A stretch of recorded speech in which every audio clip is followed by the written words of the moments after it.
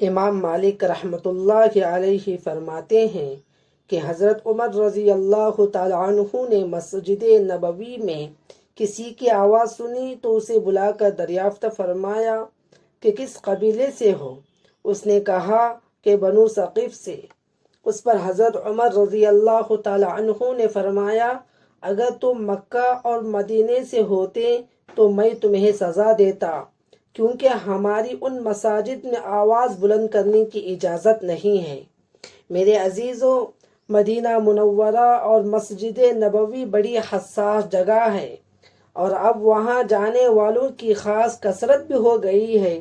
ہر طرح کے لوگ وہاں جا رہے ہیں، جن میں آداب کی رعایت کم ہی لوگوں کو ہوتی ہے، جو خاص نازک معاملہ ہے۔